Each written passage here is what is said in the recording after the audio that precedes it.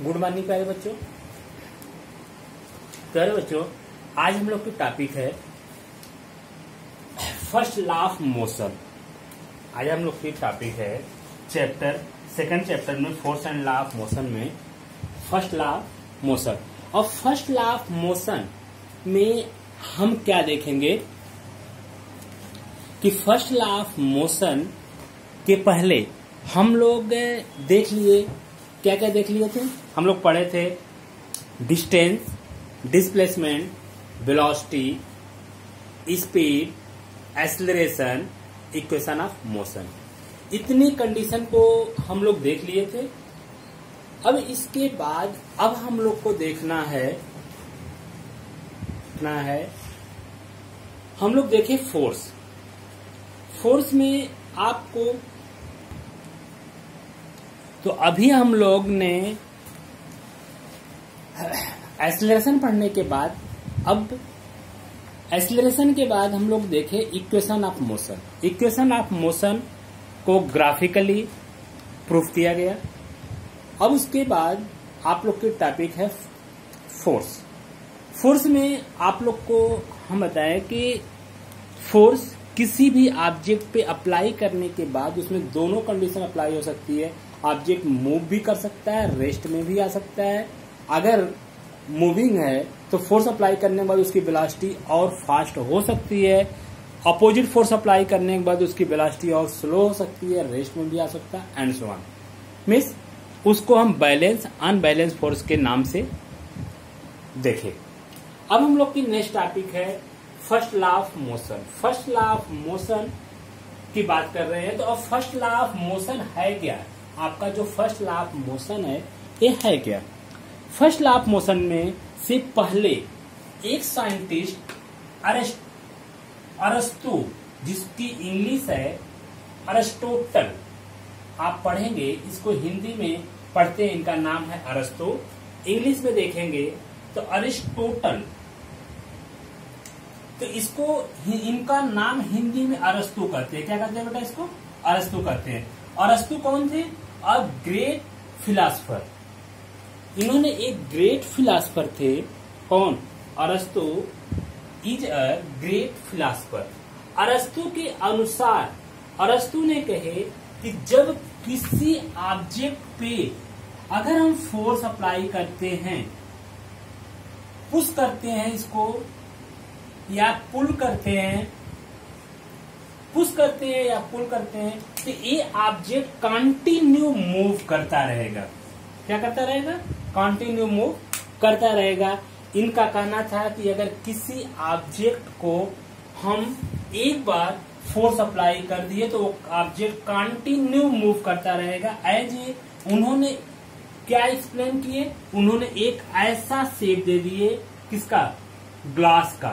Glass का एक ऐसा शेप दिए और इस पे एक बाल रख दिए। क्या रख दिए बेटा?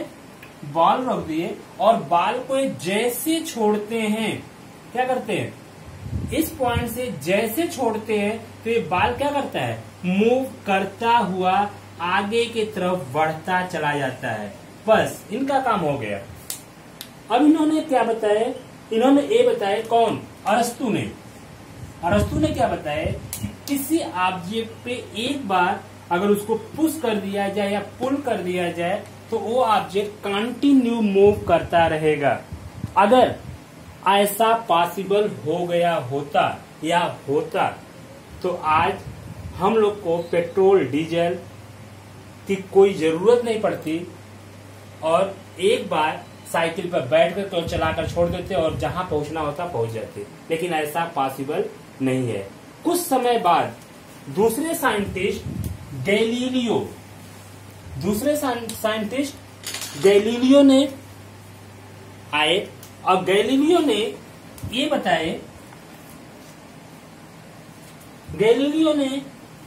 उसके लिए ये बताया कि नहीं, वो तो ठीक है, किसी ऑब्जेक्ट पे हम पुश या पुल करने के बाद उसको तो मूव कराएंगे, वो तो मूव करता ही है। मूव करने के लिए हमको उस पे फोर्स की जरूरत पड़ती है। किसकी जरूरत पड़ती है? फोर्स की जरूरत पड़ती है। लेकिन गैलीलियो ने एक चीज बताया जो इन्होंने नहीं बताए थे। इन्होंने केवल अरस्तु ने ये बताए थे कि ऑब्जेक्ट पे अगर हम एक बार फोर्स अप्लाई करके, अरस्तु का जो एक्सपेरिमेंट था वो आपका इस टाइप से था, ये आपका ग्लास की शीट ले लिए थे और इसको इस टाइप से करके छोड़ दिए और अरस्तु ने यहाँ पे बाल रखे और आप देखें कि ये बाल कंटिन्यू क्या कर रहा है, मूव कर रहा है। क्या कर रहा है? कंटिन्यू मूव कर रहा है। तो अरस्तु ने तो ये बता दिया कि अगर इस पे एक बार फोर्स लगाकर इसको हम छोड़ देते हैं तो ये कंटिन्यू मूव करता रहेगा। लेकिन गैलीलियो ने इसको खारिज कर दिया। गैलीलियो कहे कि ऐसा संभव नहीं है। कौन कहे? गैलीलियो। कब कहे? 17वीं सेंचुरी में। कब कहे? गैलीलियो कौन थे? गैलीलियो जो थे एक ग्रेट फिजिसिस्ट थे, भौतिक शास्त्र के, फिजिक्स के एक बहुत बड़ा ज्ञाता थे। उन्होंने ये बताया कि नहीं, ऐसा संभव नहीं है। उन्होंने कहे कि इस शेप को हम ऐसा न दे करके इस शेप का जो आप यहां से इनक्लाइंड लेकर के फिर प्लेन रख दिए, अब इसको प्लेन न रख करके फिर इसको यहाँ पे इन्होंने क्या कर दिया, इनक्लाइंड कर दिया। कहेंगे अगर आपकी बातें सत्य होगी तो ये बाल यहां से यहां आएगा और ऐसे होता हुआ यहां तक जाएगा, फिर इसके बाद फिर रिटर्न आएगा और एक कंटिन्यू, एक बार छोड़ने के बाद ये कंटिन्यू करता रहेगा। लेकिन ऐसा नहीं पाया गया। कुछ समय बाद ये बाल क्या होता है, एज ए रेस्ट में आ जाता है। कहाँ आ जाता है? रेस्ट में आ जाता है।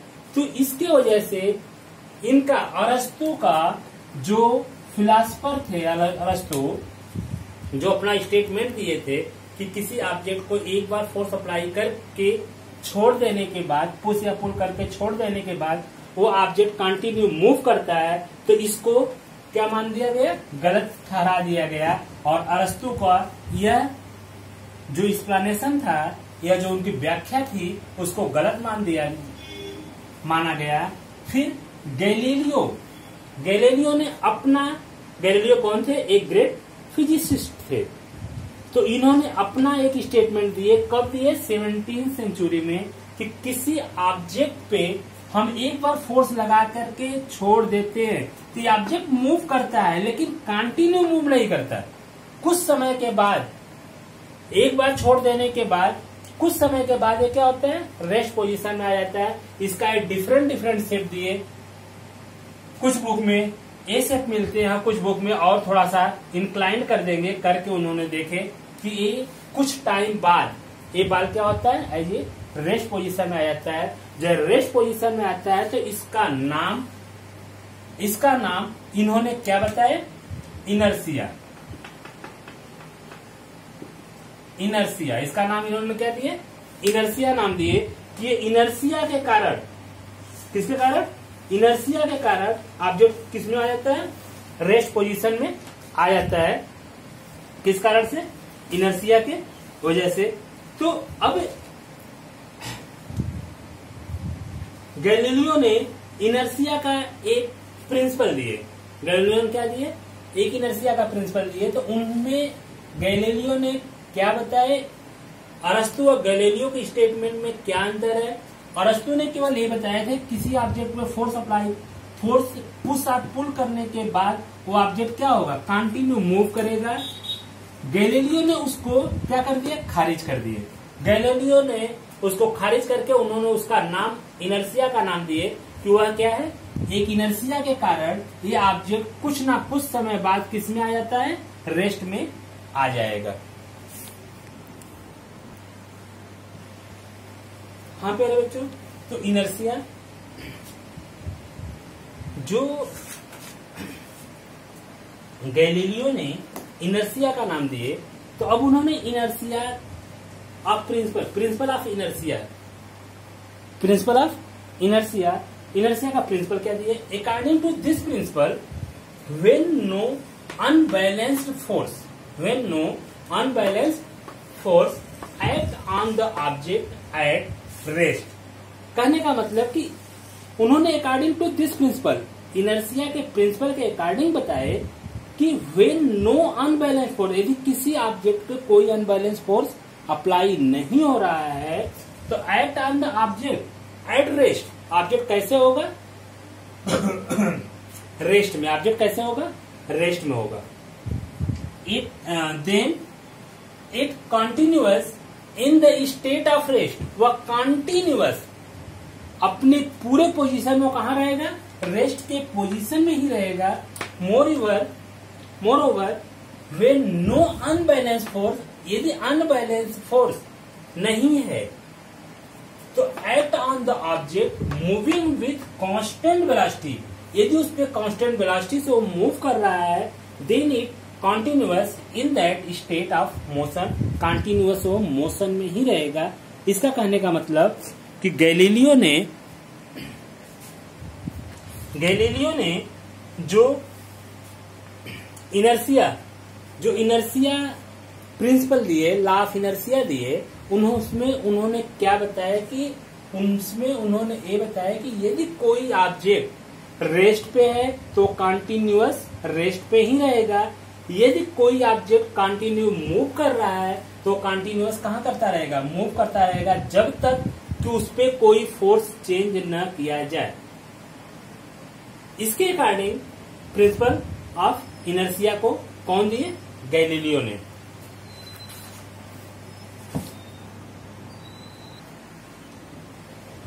हाँ प्यारे बच्चों, और आया number first law of motion का। अभी तक लोग फर्स्ट लॉ ऑफ मोशन में ही पढ़ रहे थे, लेकिन फर्स्ट लॉ ऑफ मोशन को गैलीलियो, अरस्तु ने डिफाइन करना चाहे, डिफाइन नहीं कर पाए। गैलीलियो ने डिफाइन किए तो उन्होंने नाम क्या दे दिया? Inertia.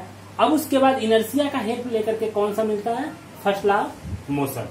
According to this law everybody continuous in its state of rest or uniform motion in a straight line unless completed by same external force, that is unbalanced force to change that states। अब आप दोनों में difference देखेंगे तो दोनों में difference बहुत कुछ नहीं है। जो law of principle, law of inertia है, वही हमारा क्या है? फर्स्ट लॉ ऑफ मोशन है। हम लॉ ऑफ इनर्सिया को फर्स्ट लॉ ऑफ मोशन भी कह सकते हैं। लॉ ऑफ इनर्सिया में क्या था कि कोई ऑब्जेक्ट यदि रेस्ट में है तो कंटिन्यूअस रेस्ट में ही रहेगा, या वह मूव कर रहा है, एक स्टेट पाथ पे मूव कर रहा है तो कंटिन्यू मूविंग के कंडीशन में रहेगा। इसमें भी वही है कि everybody continuous in its state of rest, मतलब कि अगर बॉडी कंटिन्यूअस रेस्ट में है या यूनिफॉर्म मोशन में है, in a straight line. Uniform motion कहाँ है? In a straight line unless completed by some external force. अगर हम उस पर कोई एक्सटर्नल फोर्स अप्लाई नहीं करेंगे, कोई बाहरी फोर्स नहीं देंगे, अनबैलेंस फोर्स नहीं देंगे टू चेंज दैट स्टेट्स, उसके हम स्टेट्स को अगर चेंज नहीं करेंगे तो अपने ही पोजीशन में बना रहेगा जैसे वो था। अगर रेस्ट में है तो कंटिन्यू रेस्ट में ही रहेगा, अगर वो मूव कर रहा है तो कंटिन्यू मूविंग के ही कंडीशन में रहेगा, मीन्स उसकी वेलोसिटी वैसे ही रहेगी। इसके अकॉर्डिंग उन्होंने क्या दिया? First law motion. Next topic आपको मिलेगा इनर्सिया।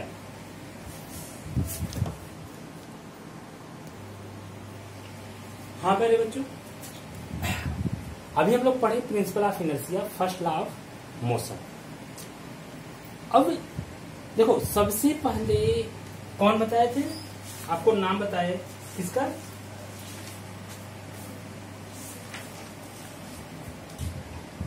अरस्तु का। सबसे पहले नाम किसका बताए थे? अरस्तु का नाम बताए थे। अरस्तु के बाद कौन आए? गैलीलियो ने। अब गैलीलियो के बाद कौन आए? न्यूटन। अभी आपको न्यूटन का नाम आगे विस्तृत में मिलेगा। तो न्यूटन ने उसमें बहुत सारे कमियां बताए कि इनर्सिया के साथ साथ, क्योंकि गैलीलियो ने जो बताए केवल एक नाम इनर्सिया का दिए थे, न्यूटन ने कई बताए कि इनर्सिया ही वजह नहीं हो सकता है, उसमें ऑब्जेक्ट पे हो सकता है फ्रिक्शन भी के कारण भी हो सकता है, प्रेशर के कारण भी हो सकता है, बहुत सारे ऐसे कंडीशन मिलते हैं जिसके कारण ऑब्जेक्ट यदि मूव कर रहा है तो रेस्ट पोजीशन में आ सकता है, यदि ऑब्जेक्ट रेस्ट पोजीशन में है तो मूविंग कंडीशन में हो सकता है। वो एक्सटर्नल फोर्स कई सारे फोर्सेस होंगे जो आपको आगे मिलेंगे। अभी हम इनर्शिया का डिफिनीशन देखते हैं। तो इनर्शिया का डिफिनीशन क्या है? Inertia the property of a body by virtue of which it opposes or resist any change in its state of rest or uniform motion। अब यहाँ क्या कह रहा है? The property of a body, उस बॉडी के प्रॉपर्टी पर depend करेगा by virtue of which it opposes, जो उसमें अपोज करे या रिजिस्ट करे, मतलब उसमें हम फोर्स अप्लाई करे या उसको बैक का सपोर्ट करे। तो opposes or resist means frictional force की आप बात कर रहे हैं। एनी चेंजेज, बहुत सारे चेंजेज हो सकते हैं। Any changes in its state of rest or uniform motion, वह स्टेट रेस्ट में भी आ सकता है, यूनिफॉर्म मोशन में भी हो सकता है। Is called inertia of the body, is called inertia of the body. फिर से देख लीजिए, जो प्रिंसिपल ऑफ इनर्शिया था, प्रिंसिपल ऑफ इनर्शिया में क्या था कि कोई ऑब्जेक्ट यदि रेस्ट पोजीशन में है तो कंटिन्यू रेस्ट पोजीशन में ही रहेगा, यदि वो कंटिन्यू मूव कर रहा है तो मूविंग के कंडीशन में ही रहेगा। ठीक, क्या था ये? Principle of inertia. First law of motion में क्या था? सेम वही है। फर्स्ट लॉ ऑफ मोशन में क्या था कि कोई ऑब्जेक्ट यदि मूव कर रहा है तो मूव करता रहे, कंटिन्यू मूव करता रहेगा, या रेस्ट में है तो कंटिन्यू रेस्ट में ही रहेगा। कब तक? जब तक कोई उस पर एक्सटर्नल फोर्स अप्लाई न किया जाए, कोई एक्सटर्नल फोर्स अप्लाई न किया जाए। किसमें? फर्स्ट लॉ ऑफ मोशन में। उसमें ऐसा कुछ नहीं था, उसमें था कि पोजीशन, उसकी पोजीशन फिक्स होगी।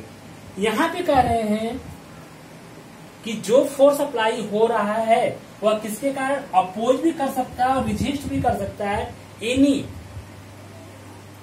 Any change in its state of rest or uniform motion, वह रेस्ट में भी हो सकता है, यूनिफॉर्म मोशन में हो सकता है। इसे हम क्या कर सकते हैं?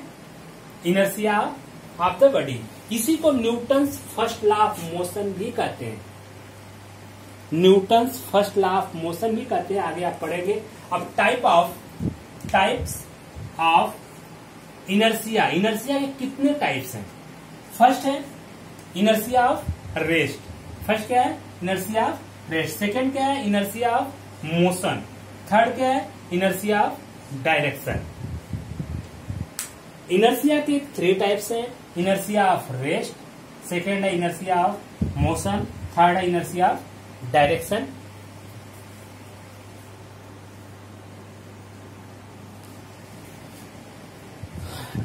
इसका चर्चा हम नेक्स्ट वीडियो में करेंगे।